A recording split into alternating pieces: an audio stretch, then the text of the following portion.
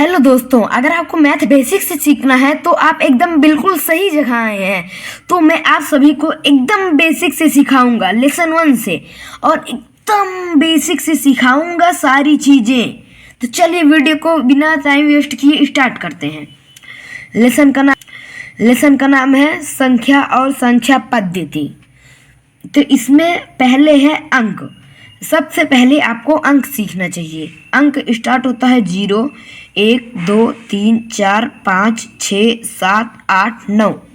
और लोग सोचते होंगे कि 10, 11, 12 भी तो होता है, लेकिन ये जितने हैं ये सारे जितने बनते हैं, जैसे 10 ये 1 है और ये 0, ये इसी से तो मिलके बना है, इसीलिए इन्हें अंक कहते हैं।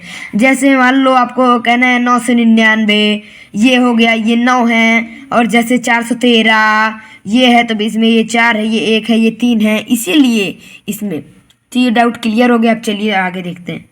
प्राकृतिक संख्या। प्राकृतिक संख्या वो संख्या होती है जो 1, 2, 3, 4, 5, 6, 7 और ये अनंत तक होती है। इसे प्राकृतिक संख्या कहते हैं। पूर्ण संख्या 0, 1, 2, 3, 4, 5, 6, 7 ये भी अनंत तक होती है। इसमें एग्जाम में आता है कि प्राकृतिक संख्या और पूर्ण संख्या में अंतर बताइए। तो इसमें आपको अंतर क्या दिख रहा है? अंतर दिख रहा है कि ये 1 से स्टार्ट होती है और ये 0 से। इन दोनों में यही अंतर है। अब चलिए आगे देखते हैं। सम संख्या। सम संख्या 2, 4, 6, 8, 10, 12, 14 अनंत तक, ये भी अनंत तक होती है। जो 2 से पूरी विभाजित हो जाए उसे सम संख्या कहते हैं। जैसे देखिए, ये 2 एकम 2, 2 दूनी 4, 2 तिहाई 6, 2 चौका 8, 2 पंच 10, ऐसे करते करते जितनी भी संख्या आएंगी 2 से विभाजित हो जाएंगी। जैसे हमने ले लिया 82, ये 2 से पूरी कट जाएगी, और जैसे हमने ले लिया 81, ये नहीं कटेगी। इसीलिए ये सम संख्या है और ये विषम संख्या है। तो चलिए आगे चल के हम आपको विषम संख्या भी बताते हैं। तो चलिए, अभी आपने सम संख्या पढ़ा, अब हम पढ़ेंगे विषम संख्या। तो विषम संख्या 1, 3, 5, 7, 9, 11, 13, 15 ये सारी विषम संख्या हैं। क्योंकि ये 2 से विभाजित नहीं होती, इसमें ये भी नहीं होगी, ये भी नहीं होगी, ये भी नहीं होगी। इसकी एक ट्रिक है सम संख्या और विषम संख्या की। जैसे 1 है, ये 1 है, इसके बाद जो संख्या आएगी 2, ये सम, ये विषम। अब जैसे इसमें 3 आया, ये विषम है, फिर इसके बाद 4 आएगा, ये सम है। ऐसे एक एक छोड़ते हुए जितनी संख्या आएंगी, एक सम एक विषम आएगी। ये ट्रिक है, इससे आप याद कर लीजिए। अब चलिए अब देखते हैं आगे। भाज्य संख्या। भाज्य संख्या 4, 6, 8, 9, 10, 12, 14 अनंत, ये भी अनंत तक होती है। वैसी प्राकृतिक संख्या जो एक और स्वयं के अलावा किसी भी दूसरी संख्या से विभाजित हो जाए उसे भाज्य संख्या कहते हैं। यानी जैसे इसमें पहले 4 है, 4 किससे विभाजित होता है? 4 2 से विभाजित होता है, यानी कि ये भाज्य संख्या है। और इसमें 6 2 और 3 से विभाजित होता है 8। इसमें जितनी संख्या लिखी है वो विभाजित होती हैं एक किसी संख्या से, यानी किसी और संख्या से, एक और स्वयं को छोड़ के किसी और संख्या से। उस संख्या को भाज्य संख्या कहते हैं। अब चलिए आगे पर देखते हैं। अब चलते हैं, पढ़ते हैं अभाज्य संख्या। अभाज्य संख्या 2, 3, 5, 7, 11, 13, 17, 19 अनंत, ये भी अनंत तक ही होती हैं। जो एक और स्वयं को छोड़कर किसी भी संख्या से विभाजित ना हो उसे अभाज्य संख्या कहते हैं। यानी जैसे 2 है, वो 1 से कटता है और स्वयं से कटता है और किसी से नहीं कटता। जैसे ले लिए हम 19 किसी से नहीं कटता है। जैसे 23 ले लिए, 23 भी किसी से नहीं कटता है।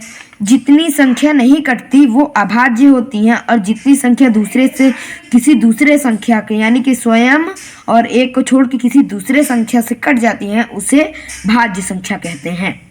तो चलिए अब आगे देखते हैं। अब चलिए पढ़ते हैं परिमेय संख्या। परिमेय संख्या जिसे p/q के रूप में लिखा जा सके तथा p और q दोनों पूर्णांक हों तथा p = 0 नहीं हो सकता। इसके 3 नियम हैं। तीनों नियम, पहला, जिसे p/q के रूप में लिख सकें। और लोग सोचते होंगे कि p/q क्यों, इसे और क्यों नहीं लिख सकते हैं, यानी p/q इसे चाहे आप x/y लिख दीजिए, a/b लिख दीजिए, चाहे जो लिख दीजिए। जैसे परिमेय संख्या p/q मतलब 1/2 और दोनों संख्या पूर्णांक हों, जैसे ये पूर्णांक है, ये पूर्णांक है। और जैसे आप लिख सकते हैं -1/2, चाहे जो लिख सकते हैं आप इसे। अब तथा p = 0 q = 0 नहीं होना चाहिए। जैसे ऊपर 1 है तो नीचे 0 नहीं होना चाहिए। ये है, ये देखिए वही बताया है। अगर नीचे 0 होगा तब ये परिमेय संख्या नहीं है। और चाहे जो आ जाए, चाहे जो -3 -100 ऐसे अनलिमिटेड चाहे जो लिख दें बटे में, लेकिन q = 0 नहीं होना चाहिए। ये आप ध्यान रख लीजिए। उदाहरण देख लेते हैं, जैसे 1/-3, -3/2, 5/-7, 0/1। और हाँ, ऊपर 0 हो सकता है लेकिन नीचे 0 नहीं हो सकता। ये बात है, नहीं तो आप लोग कंफ्यूज हो जाएंगे। जैसे पेपर में दे देगा इन सभी में से परिमेय संख्या कौन सी नहीं है, दे देगा ऑप्शन में 1/3, 1/2, 0/1, 99/0। तो आपको ये मारना है 99/0। अगर और लोग मार देंगे इसको 0/1, यानी कि ये परिमेय संख्या। ये देखिए p और q दोनों पूर्णांक होने चाहिए, लेकिन q = 0 नहीं होना चाहिए। नीचे इसमें 0 है यानी कि ये q है, इसीलिए ये नहीं होगा। आपको ऑप्शन में यही मार के आना है। अब चलिए देखते हैं दूसरा। अब हम पढ़ने जा रहे हैं पूर्णांक। अब चलिए शुरू करते हैं। वह संख्या जिनके बीच में 0 तथा दाईं ओर धनात्मक संख्या और बाईं ओर ऋणात्मक संख्या होती है, इसे पूर्णांक संख्या कहते हैं।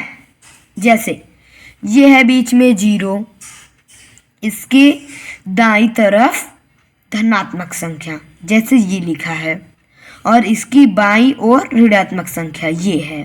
देखिए ये ऋण लगा है ना, यानी कि ऋणात्मक है। बीच में 0 और इसके बाईं ओर ऋणात्मक संख्या, दाईं ओर धनात्मक संख्या, इसे पूर्णांक कहते हैं। आशा करता हूँ कि आपको ये वीडियो अच्छी लगी हो। अगर आपको अच्छी लगी तो चैनल को लाइक सब्सक्राइब जरूर करिएगा।